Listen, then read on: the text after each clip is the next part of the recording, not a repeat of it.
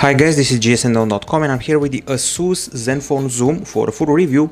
We're testing the ZX551ml version and this is a camera phone, as you can tell by this huge camera at the back. So it was launched in early December 2015 and it's priced at around $529 on Amazon, and it's been a while since we last saw a camera phone. It's also the slimmest smartphone with 3x optical zoom, so let's get to the design aspect first. The front side is typical for an ASUS ZenFone model. We have a 5.5-inch diagonal and a very big camera module. Also, there's a leather texture at the back. ASUS claims it's real cowhide, real leather, but to me it feels like the ugly grandpa wallet, if I can say that. So now, as far as thickness is concerned, this model goes from 5mm to about 11.95mm as stated on the official ASUS website. So it's thicker than the Lumia 1020. If you want a comparison with another camera phone, that one was 10.4mm thick. It weighs 185 grams, which makes it about 15 grams heavier than the ZenFone 2 and ZenFone 2 Laser. Once again, the back side feels a bit on the cheap side and it can be removed, revealing the microSD and SIM card slot. However, the general build of the phone is quite solid. We have a sturdy metal frame that reminds me of the HTC One M9, for example. It's a very wide phone, certainly not easy to use with a single hand, and it passes to 201 production processes apparently. The grip is quite good, and bundled with the phone we get this lanyard here, looks pretty cute, and secures the phone onto your hand when taking shots so you won't drop it, and this lanyard goes right over here. Other than that, well, it's a big and massive phone, not exactly great looking, but people who are passionate about photography may get over that aspect. Now, if you want to talk about the hardware, we're dealing here with a 5.5-inch screen. It's an IPS LCD with Full HD resolution and Gorilla Glass 4 protection. We have no video player, so I'm going to have to resort to the Gallery app to see how the screen is doing. Okay, here we go. Video playback test in progress. I have to say that the screen isn't exactly very bright. It has cold colors, also modest contrast, and it doesn't behave very well in sunlight. We have wide view angles, and people who want a camera phone usually want to use it outside. That's why I think that it should use more contrast in the future. And we put the screen under the microscope. These are RGB stripe pixels, and we measure the brightness, achieving 388 lux units. Once again, camera phones are best used outside. Could have used a bit over 400 lux, for example. Well, at least this value beats the HTC One M9, Sony Xperia Z5 Premium, so not a very bad result in the end. As you can see from this review itself, the view angles on a vertical level are pretty disappointing. And now let's get to the settings area, and I mean settings tailored for the screen. We have here the usual brightness, font, sleep, and the screen color mode. That includes color temperature slider, got a blue light filter to protect your eyes, color temperature again, and vivid mode, and customized with hue and saturation. It's best to keep it in a balanced mode. So overall, not a very impressive display, but then again, these Zen phones are known for not having especially bright or crisp screens.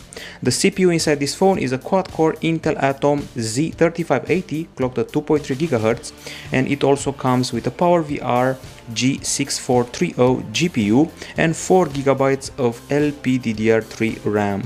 There's 64 or 128 GB of storage, and we have a microSD card slot that increases storage with about 128 GB itself. There is no lag, the interface is quite fluid, and I'm guessing that this phone can run any game, including Xenowork that we tested, and including Riptide GP2 on the highest graphical settings without a problem. It can run Asphalt 8, the latest FIFA, Mortal Kombat X, whatever you can imagine. After all, an Intel CPU that was found on the latest Nokia tablet, if I remember correctly, plus 4 GB of RAM is a good enough combo to run any game. So performance is pretty much okay. The games are looking fine. Both this one and Xenowork, that's a third-person shooter with pretty nice destructible environments, so that's got to count for something. However, if you go to the benchmarks, you'll see that there's not exactly a big fuss over the performance of the device. And we have the results here. You're getting some pretty run-of-the-mill results. you'll find them in the text review. I have to say that in quadrant, for example, we scored below the HTC One A9. In Antutu, we scored around the level of the LG G Flex 2, the ASUS ZenFone 2 and the Huawei P8, so typical mid-range device. Overall, it should have the same results, or pretty much the same as the ASUS ZenFone 2. At least there's no lag, so that's always good news. Speaking of good news, we tested the temperature of the device after playing the game Riptide GP2 for 15 minutes and achieved 34.7 degrees Celsius, so there is no overheating here. Once again, a good piece of news. Now, time to talk about the acoustics. We have a pretty small speaker right here at the back. We're getting Sonic Massive 2.0 technology, and the speaker has a 5 magnet system and a special metallic coil for voice. Hope I understood the system correctly. And we also have the Audio Wizard app with settings for movie, music, gaming and vocal, smart and advanced effects. Stuff like volume, bass, treble, dialogue enhancement and an equalizer are all present here, but you've seen those before on other ZenFones. Getting to the music app itself, once again the same Zen UI we've come to know, and this is what the speaker can do.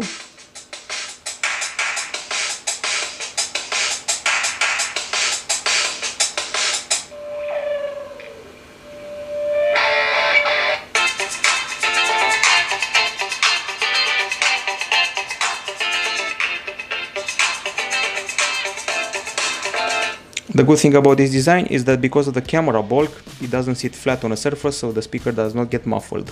The actual experience for the speaker is loud, we have a good bass, and all the notes are heard okay, plus the sound is pretty crisp. Now let's see the headphones. My guess here is that if you've seen ZenFone headphones for the past year, you've seen them all. Those are it. Slightly inclined when they enter the ear, they're comfy. They're loud and clear, they have an excellent bass, one of the punchiest basses I've heard in a while, and they have great surround, which is not easy to come by even nowadays with so many great headphones out there. Of course, we also have FM radio among this ton of pre-installed apps. This is it, FM radio, and we tested the strength of the speaker with a decibel meter, and we scored 82.4 decibels at the front, 82.5 decibels at the back. So it's an okay result. We're beating the OnePlus 2 and the iPhone 6s, so that's got to count for something.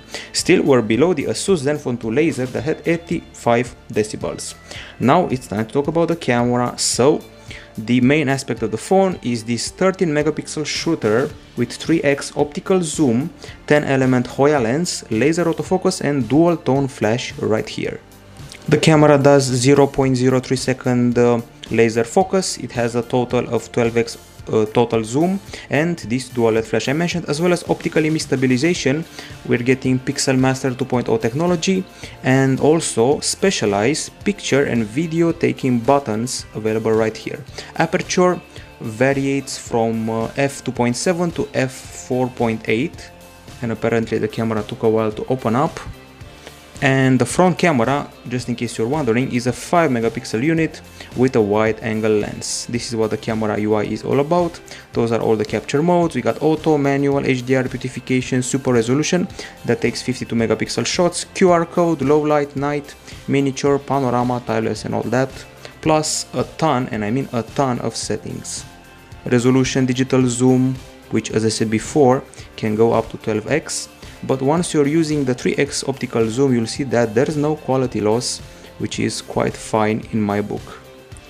Okay, we got focus options and we got video options. You can shoot in full HD tops. And let's see what else. A quick access to the manual mode with white balance settings, exposure, ISO, shutter speed, focus, and even more here, saturation, details, and other things like that. One thing I must show you, we have an extra accessory bundled with the phone. So this is the extra accessory. It's called the ASUS Zen Flash. It opens up from here. It's basically a xenon flash that offers up to 100 times brighter flash than the traditional LED flash found on a phone. It connects through here. It's also magnetic, so it sticks to the back of the phone like this. And when it's connected, it triggers a special Zen Flash mode. It has its very own application and its very own settings and options, which include the low noise mode, night backlight and auto mode. with selectable scene brightness, and the distance towards the target should be at around 2 meters or 1.5 meter or other options like that. In the end, a very useful accessory that I like quite a bit because it's a very powerful flash. Okay, we already saw the user interface, and things to mention here are the fact that we get a pretty fast focus and the zoom is taken in steps, not exactly very fluid in my book, and the picture taking isn't exactly very fast, to be honest. Now let's have a look at the gallery. We have 123 shots and we're not afraid to use them. Here we go. So these are taken on a very cloudy day, and we do have a few great close-ups. There is not one blurred shot in this huge amount of captures. We have realistic colors, pretty good details. This is a pretty pragmatic sensor. We have great textures for these toys. Some nice focus play here and there. We played with the focus, especially in one shot, this one here. We alternated between the focus on the toy and on the background quite well. We zoomed in 3x with no detail loss, as I said before, so that thing is quite good. This is the zoom, so the statue was there. We zoomed into the top, registered no loss. Then we took some selfies, and the selfies, I would say they're mid-level, not exactly very impressive. The skin texture felt a bit artificial and the background was very blurred. This is a crane construction on a new mall, and here we started zooming in a lot, and still, as you can see, details are very clear. Once again, we're very far from the construction, so that's the impressive bit. And we also took some close-ups of flowers because we couldn't help them, and they're excellent as well. Great level of detail. So among the 13 megapixel cameras, this one is doing quite fine, but there are many good cameras out there, don't make any mistake about that. We have a good HDR of this globe here, once again zooming in, regular distance, 3x optical zoom, and looking just fine. We also took super resolution shot of 52 megapixels with excellent level of detail. You can zoom in all you want and you won't find any blurry area. Panorama was a bit disappointing because the resolution was modest, 9600 pixels over 1008 pixels, and it felt a bit blurry, especially this area here, totally too blurry for my taste. So generally speaking, I'm pretty happy with the quality of these shots. You'll be able to see the full gallery in the text review. I put the phone on par with the Huawei Honor 6 Plus and on par with the HTC One M8 or even a bit above it, and let's say about 15% better than the ASUS ZenFone Laser.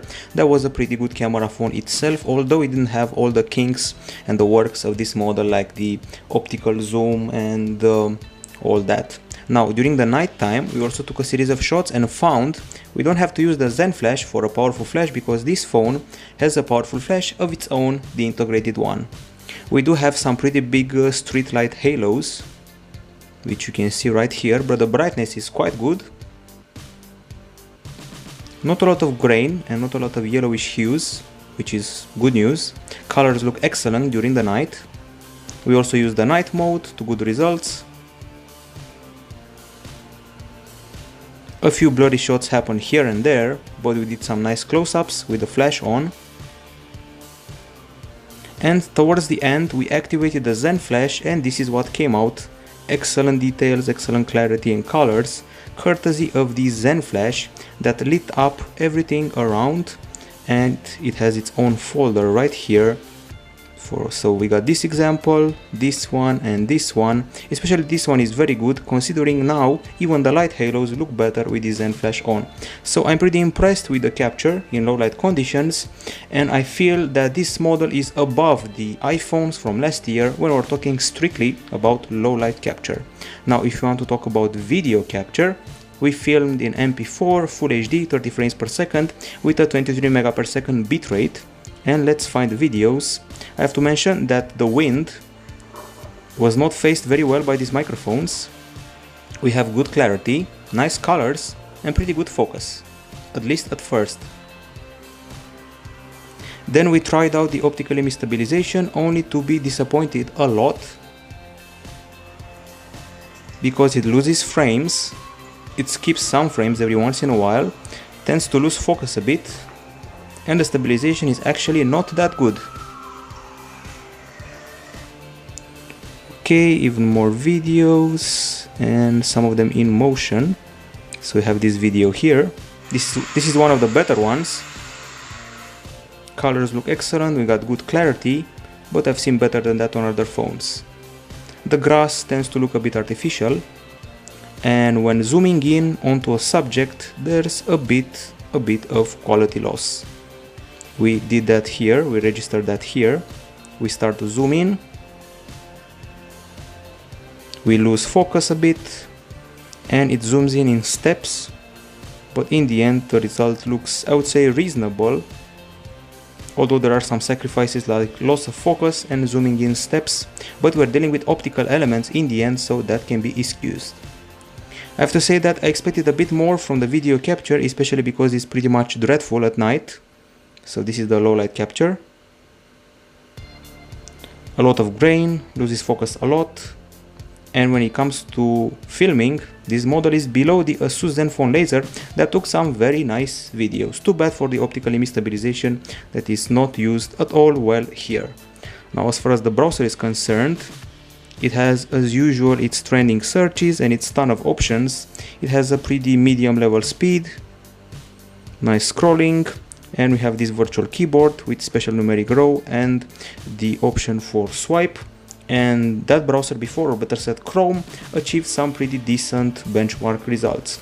Now, as far as connectivity is concerned, this one is a single SIM phone with LTE support with up to 150 Mbps download speeds. There's GPS, GLONASS, we got Wi-Fi 802.11 AB, GN, AC, micro USB, Bluetooth 4.0, NFC, and in the dialer we can find smart dial, we can find speed dial, blocking, and the calls offered us a robotic voice, but okay volume and okay signal.